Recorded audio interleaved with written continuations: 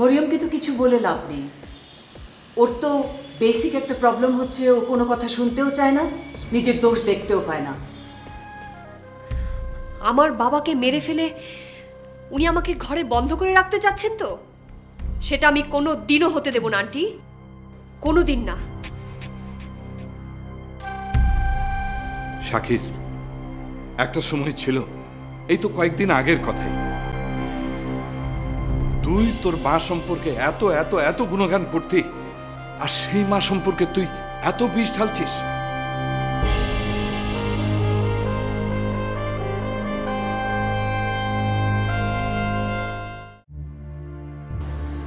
Thank you aunty. সামান্য সময়ের জন্য হলেও আপনি আমাকে এখানে আশ্রয় দিয়েছেন। আমি আপনার কাছে সারা জীবন কৃতজ্ঞ হয়ে থাকবো আন্টি।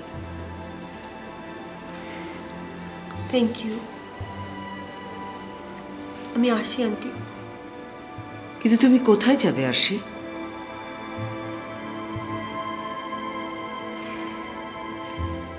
পৃথিবীটা তো অনেক বড় আন্টি, দেখি দেখি কোথাও একটা আশ্রয় পেয়েই যাব, যেমন করে হোক চালিয়ে নেব, এসব কথা উপন্যাসে আর নভেলে পড়তেই ভালো লাগে। কিন্তু মা, বাস্তবের সঙ্গে এসবের কোনো মিল নেই। বাস্তবটা কেমন শুনবে? এই সমাজে একা একটা যুবতী মেয়েকে মানুষ কিরকম চোখে দেখে জানো? তোমার ওই সরল দুটো চোখ বলে দিচ্ছে বাস্তব জীবনের কিছুই তুমি জানো না। শকুন দেখেছ? শকুন মরা ছাগল গরু কিরকম ঠুকরে ঠুকরে খায়, যদি একবার দেখো সহ্য করতে পারবে না। অনেক সময় মানুষই শকুনের মতো হয়ে যায়। একা কোনো মেয়েকে দেখলেই ওইসব নোংরা মানুষগুলো নড়ে চড়ে বসে, থাবা মারে, ব্যবহার করে, আর তারপর ছেঁড়া জুতোর মতো ফেলে দিয়ে চলে যায়। মার্শি, নিজেকে পুরুষ মানুষের ভোগের বস্তুতে পরিণত করো না, বরং নিজের পায়ে নিজে দাঁড়াও, নিজের মর্যাদা প্রতিষ্ঠিত করো। নিজের পরিচয় মর্যাদা কিভাবে করবো আন্টি? তুমি পারবে আরশি, তুমিই পারবে। সবসময় দুটো স্মৃতি প্রদীপের মতো নিজের মনের মধ্যে জ্বালিয়ে রাখবে। এক হচ্ছে তাকে যে তোমার জীবনটাকে নষ্ট করে দিয়েছে, আর দুই তোমার বাবার মৃত্যুর যন্ত্রণাকে।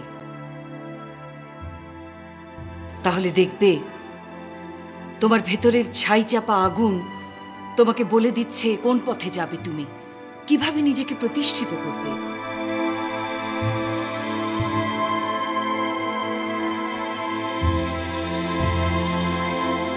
এবার আমি যে কথাটা বলবো সেটা তুমি খুব মন দিয়ে শুনবে আরশি।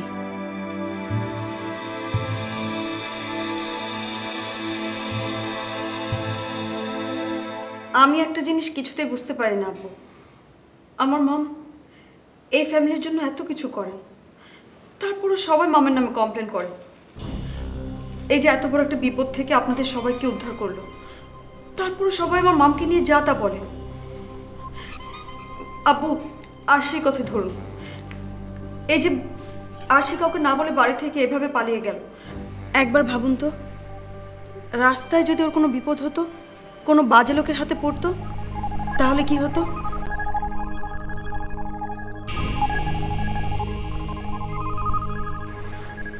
আব্বু, আপনি তো এই পরিবারের সবচেয়ে গুরুজন, এত ভালো একটা পোস্টে চাকরি করেছেন, কত বিচার বুদ্ধি আপনার, কিন্তু তারপরেও আপনি সব কথা শুনে চুপ করে থাকেন কেন আব্বু? না না বোমা, তুমি ঠিকই বলেছ, কিন্তু আমি জানি আব্বু, আমি আর আমার মাম আমাদের কথা মনে হচ্ছে ফালতু কথা, বাজে কথা, তাই না আব্বু?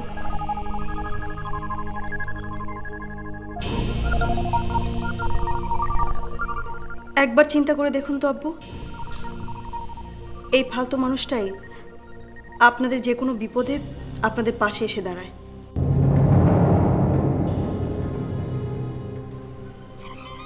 আর বিপদ থেকে উদ্ধার পাওয়ার পর এবারই মানুষ সব কিছু ভুলে যায়। আব্বু, যেদিন আরশির বাবা মারা গেল, আপনার মনে আছে? সেদিন যদি আমার মাম না থাকতো, অ্যাটলিস্ট আপনি পুলিশে বড় কর্মকর্তা ছিলেন, আপনি ভালো করে জানেন সেদিন কি হতে পারত।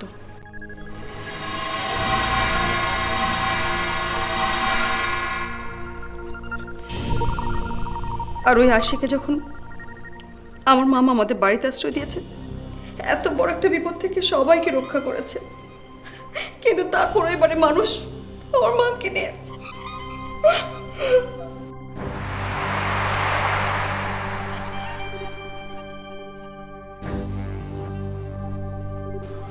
আব্বু, শাকিব,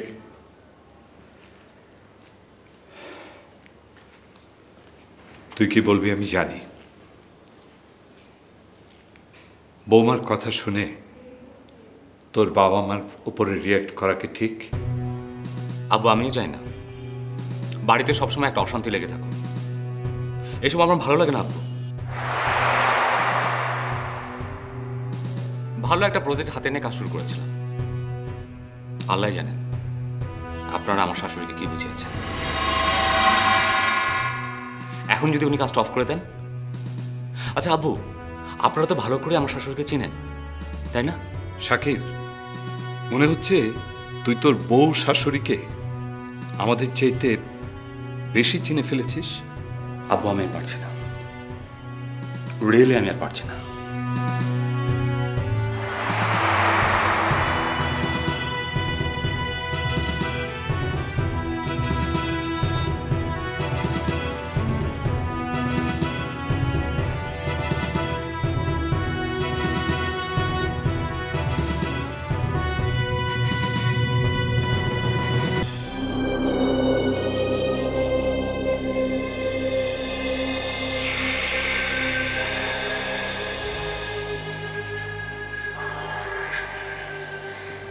আচ্ছা ভাবি, সব কিছুর জন্য নিজেকে এমন দোষী মনে করো কেন? দেখো, আরশি আপু যদি থাকতে নাই চাই, তাহলে তুমি জোর করে বেঁধে রাখলেও সে থাকবে না। কথায় আছে না যে পাখি খাঁচায় থাকতে চায় না, সে সবসময় পালানোর রাস্তা খোঁজে, সবসময় খোঁজে, আর সুযোগ পেলেই পাখি পালিয়ে যায়। তুমি যাই বলো পায়েল, আম্মু দায়িত্বটা আমাকে দিয়েছিল, আমার উচিত ছিল দায়িত্বটা ঠিকঠাক পালন করা। আমিই পারিনি, আমারই ভুল। সৃষ্টি, বসো। কেন নিজেকে দোষ দিয়ে কষ্ট পাচ্ছ? ও তো পালিয়ে গেছে, তারপর তোর খোঁজ পাওয়া গেছে, তাই না? পাওয়া গেছে ভাবি, কিন্তু ও তো আর এ বাড়িতে ফিরে এলো না। কেন যে এলো না সেটা তুমি বুঝবে না। সব ওই জুবাইদা আন্টির চাল, বুঝেছ? কেন আরশি আপুকে যখন উনি পেল তখন আমাদের বাসায় নিয়ে আসতে পারলো না? পারতো না আনতে? আমি বুঝতে পেরেছি, আরশিকে রিনা ভাবির মাই উল্টাপাল্টা বুঝিয়েছে। আচ্ছা, উনি কি চায়? আর এদিকে রিনা ভাবিও তো সব সময় একটা না একটা ঝামেলা পাকাতেই থাকে। কেন ভাবি, জানো না? রিনা ভাবি মনে করে আমাদের আম্মু আমাদের ভাই বোনদেরকে সমানভাবে আদর করে না, এক চোখে দেখে না, সমানভাবে ভালোবাসে না। এই কথাটাকে প্রমাণ করার জন্য রিনা ভাবি উঠে পড়ে লেগেছে। আর ওনার মা তো আছে ওনার পিছনেই। যত বুদ্ধি ওই জুবাইদা আন্টিই দেয়। শুনেছি আগে থেকেই নাকি জুবাইদা আন্টি আম্মুকে দেখতে পারতো না। আম্মা কিন্তু জুবাইদা আন্টির সাথে লাগতে যায় না পায়েল। জুবাইদা আন্টি পায়ে পা বাঁধিয়ে ঝগড়া করে। এখন তো কত প্ল্যান প্রোগ্রাম করে শাকিরকে তাদের দলে টেনে নিয়ে গেছে। জানো, শাকির আগে আম্মার চোখের দিকে তাকিয়ে কথা বলতো না, তর্ক করতো না। তোমার ভাইয়া মাঝে মাঝে আম্মার সাথে তর্ক করতো, আবার আম্মার কাছে গিয়ে মাফ চাইতো, কাঁদতো। আর এখন শাকিরকে দেখো, ওর কোনো অনুতাপই নেই। আমার তো মনে হয় শাকির ভাই বিজনেস আর গাড়ি পেয়েই সব কিছু ভুলে গেছে। সৃষ্টি, বিজনেস, গাড়ি, টাকা, এই সব কিছু তো আগেও ছিল। জুবাইদা আন্টি কত টোপ ফেলেছে।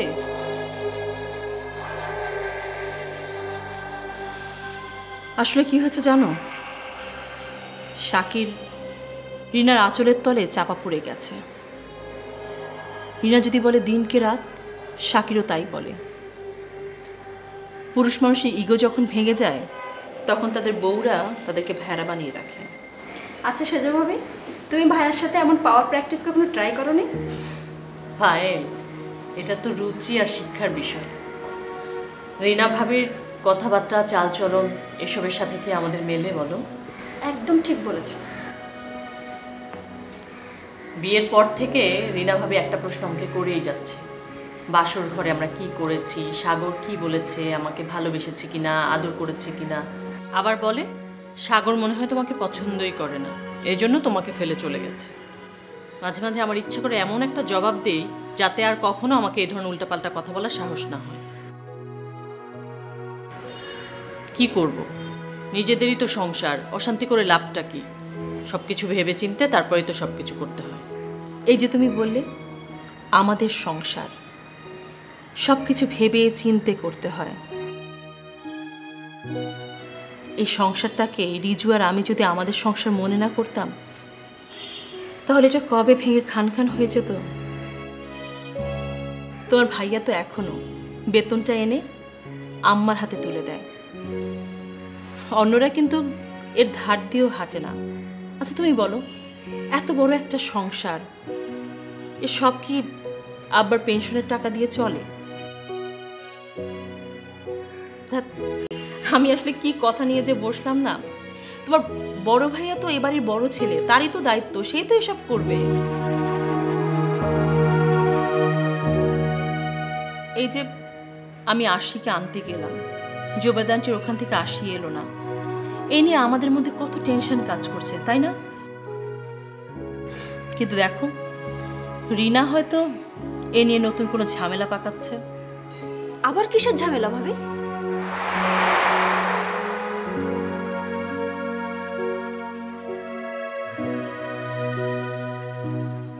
ওহো, এভাবে তুই নিজেই যদি টেনশন করিস আর তাতেই ভেঙে পড়িস তাহলে কি করে হবে বল? তুই তো জানিস তোর শাশুড়ি আমার ক্ষমতা, আমার স্ট্যাটাস, আমার পার্সোনালিটি এগুলোতে হিংসে করে। সে রাগটা গিয়ে পড়ে তোর উপর মেন্টাল টর্চার করে। একটা কথা শোন, যেদিন থেকে শাকির আমার সঙ্গে বিজনেসে হাত মিলিয়েছে সেদিন থেকে মরিয়ম ইনসিকিউর ফিল করছে। ও আসলে ভয় পাচ্ছে যে ওর আদরের ছেলে যে কিনা ওর আঁচলের গিটে বাঁধা থাকতো সে এখন আবার জুবাইদার আঁচলের তলায় শেল্টার নিচ্ছে কিনা। এটাই তো আসল খেলা রে। ওই মরিয়ম ইনসিকিউর ফিল করতে করতে দেখবি একদিন পাগল হয়ে গেছে। তুই টেনশন করিস না। টেনশন করবো না মাম। ওই যে আশি এই বাড়ি থেকে পালিয়ে গেল, ওর পালিয়ে যাওয়ার সমস্ত দায়ভার আমার ঘাড়ে পড়েছে, তুমি জানো কেন মাম? আসলে সমস্ত দোষ হচ্ছে ওই সৃষ্টির। একটা এতিম গাইয়া আনকালচার একটা মেয়েকে বউ করে এ বাড়িতে এনেছে। তুমি জানো মাম, ওর উপর দায়িত্ব ছিল আশিকে দেখে রাখার। ও যদি ওর দায়িত্ব ঠিকমতো পালন করতো, আশিকে দেখে রাখতো, আশি কি পালাতে পারতো বলো? আশ্চর্য। এখন কি করছে জানো? কেঁদে কেটে একদম ভাসিয়ে দিচ্ছে। আর তাই দেখে আমার শাশুড়ি আম্মু একদম গোলে শেষ, ও 7 খুন মাপ করে দিয়েছে। ইউ নো মাম, আম্মু যখন ও সামনে থাকতো আশিকে জড়িয়ে ধরে সে কি আদিক্ষেতা তুমি ভাবতে পারবে না। আর যেই আম্মু সামনে থেকে সরে যেত অমনি সব আদর শেষ। আর আম্মু কি ভাবতো জানো? আহারে আমার কত ভালো বৌমা।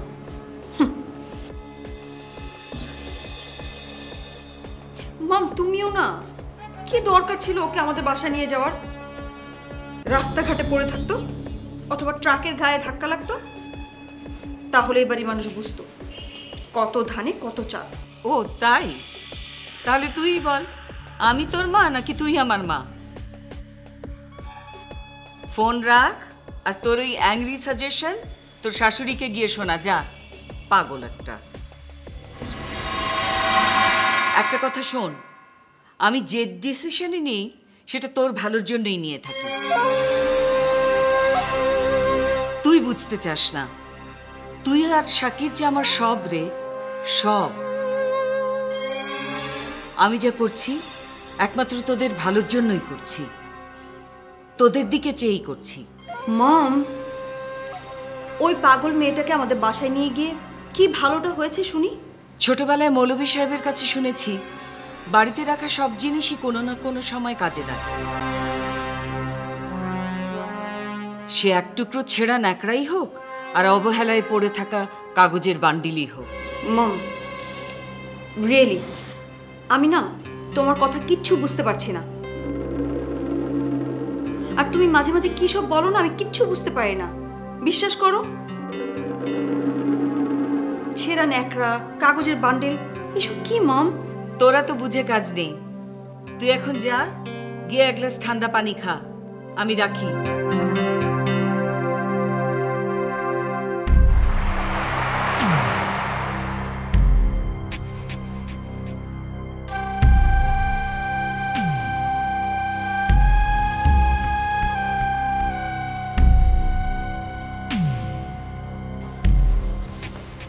কি ব্যাপার আরশি, তুমি শুয়েছিলে, আমি ভেবেছিলাম তুমি ঘুমিয়ে গেছো, তাই আর ডিস্টার্ব করিনি। আমার ঘুম অনেক কম আন্টি, আর যখনই চোখ বন্ধ করি আমার চোখের সামনে অতীতগুলো সব সাপের মতো ছোবল মারতে থাকে। আমার সর্বনাশের প্রত্যেকটা মুহূর্ত আমার সামনে ভাসতে থাকে আন্টি। আমার বাবার সেই মৃত্যু, ছটফট করতে করতে আমার বাবা আমার চোখের সামনে মরে গেল।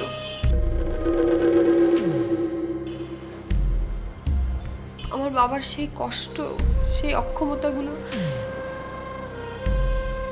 আমাকে বারবার আঘাত করে আন্টি। আমি আর পারছি না আন্টি, ইচ্ছে করে নিজেকে শেষ করে ফেলি আন্টি।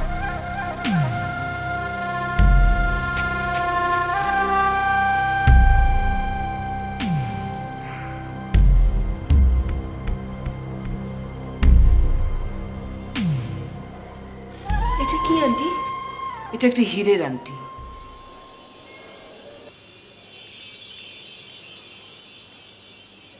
এটা আপনি আমাকে দিচ্ছেন কেন আন্টি? পৃথিবীর সবচেয়ে মূল্যবান স্টোন হচ্ছে এই হীরে, আবার এই হীরের মধ্যেই লুকিয়ে আছে বিষ। পয়জন খেয়ে মরতে চাচ্ছ তো? হীরেটা মুখে দাও, সব গল্প শেষ হয়ে যাবে। The end. এছাড়া আমি আর কি করব আন্টি? আমার এই ছেঁড়া ফাটা জীবনটা নিয়ে কিছুই তো করার নেই। তোমার জীবনটা এমন করেছে কে আরশি? মানে আমি ঠিক? প্রশ্নটা খুবই সোজা আরশি। তোমার এই অবস্থার জন্য আজ দায়ী কে? কে আবার? আপনি তো সব জানেন আন্টি। ওই শয়তান আমানটা। না আরশি, তুমি ভুল ভাবছো। আমান তো দাবার বোর্ডের সামান্য একটা সৈন্য মাত্র।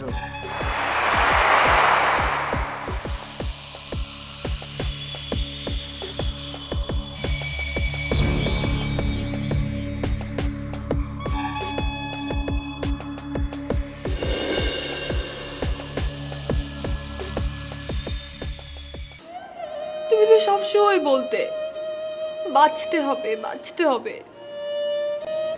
কি করে বাঁচবো বাবা? আমার তো কোনো অবলম্বন নেই, কেউ নেই যে আমি বেঁচে থাকবো। আমার এই অর্থহীন অনর্থক জীবন নিয়ে কিভাবে বেঁচে থাকবো বাবা? ভাইয়া, ভাইয়া, আমান কি হয়েছে? এমন করছিস কেন? ভাইয়া, সর্বনাশ হয়ে গেছে ভাইয়া। আব্বু বড় ভাবি সিএনজিতে অ্যাক্সিডেন্ট করেছে।